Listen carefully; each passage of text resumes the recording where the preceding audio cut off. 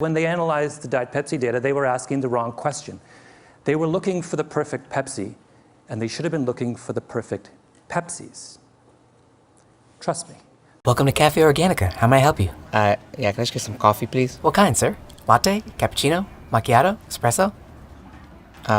Just a coffee, like a normal coffee. So an Americano? Sure. And finally, he had a breakthrough. Vlasic Pickles came to him. And they said, Mr. Moskowitz, Dr. Moskowitz, we want to make the perfect pickle. And he said, there is no perfect pickle. There are only perfect pickles. And he came back to them and he said, you don't just need to improve your regular. You need to create zesty. And that's where we got Zesty Pickles. Black, please. Sir, we call them African Americanos here.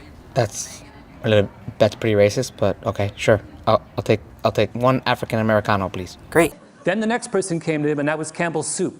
And this was even more important. In fact, Campbell's Soup is where Howard made his reputation. What size would you like? I don't know, medium? We have Danny DeVito, Leonardo DiCaprio, and Shaquille O'Neal. Do you have Jennifer Lopez? No, I'm just kidding. I'll do Leonardo DiCaprio, please. Prego was struggling. So they came to Howard and they said, fix us. And Howard looked at their product line and he said, what you have is a dead potatoes society, a dead tomatoes society. So he said, this is what I want to do.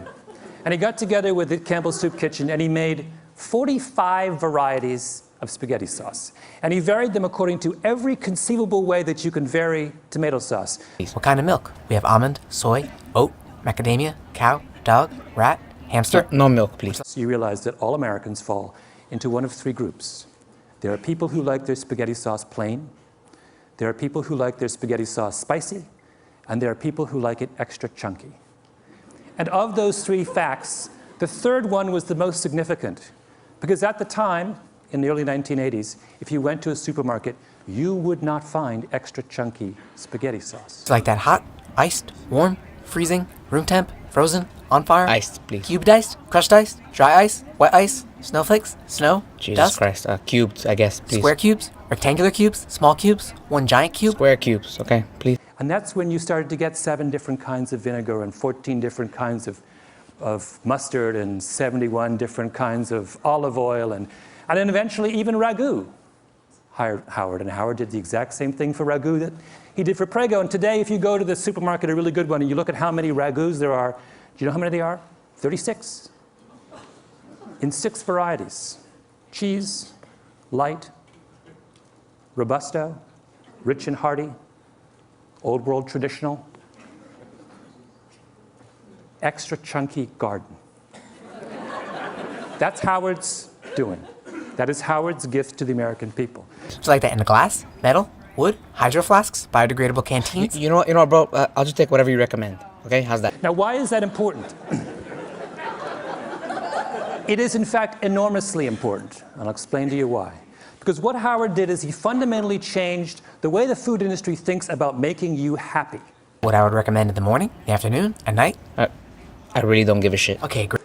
People don't know what they want, right? As Howard loves to say, the mind knows not what the tongue wants. It's a mystery.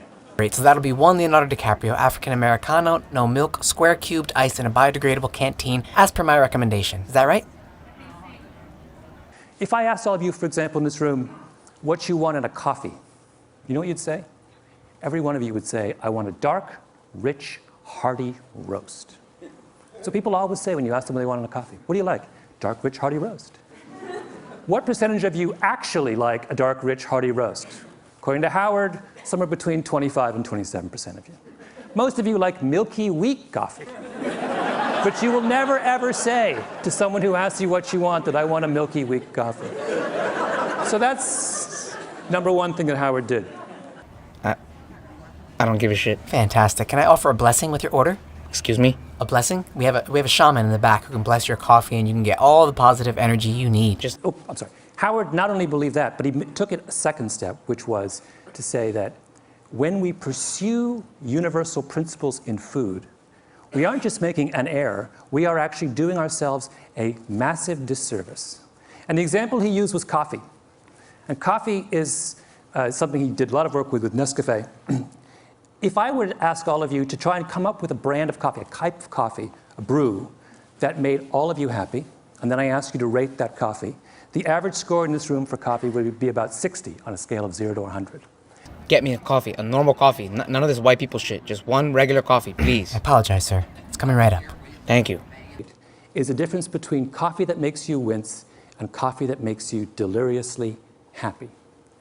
That is the final and I think most beautiful lesson of Howard Moskowitz, that in embracing the diversity of human beings, we will find a sure way to true happiness.